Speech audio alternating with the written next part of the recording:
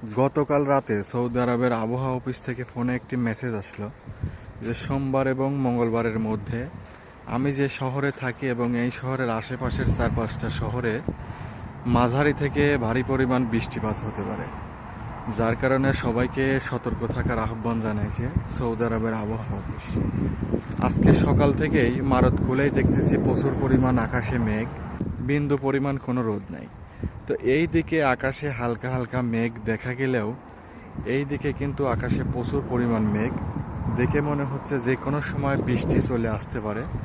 যদিও হালকা অলরেডি বাতাস শুরু হয়ে গেছে, বৃষ্টি আসবে কি না জানি না, তবে এরকম মেঘ মাঝে মধ্যেই লাগে, বৃষ্টি আসে না। তবে আজকে যেহেতু হচ্ছে আবহাওয়া অফিস থেকে সতর্কবার্তা দেওয়া হয়েছে, তারপরেও হচ্ছে যে গত 2-3 দিন আগে জেদ্দা সহ সৌদি আরবের অনেক জায়গাতে হচ্ছে প্রচুর পরিমাণ বৃষ্টি হয়েছে, সেই জায়গা থেকে আজকে এখানেও বৃষ্টি হতে পারে আশা করা যায়।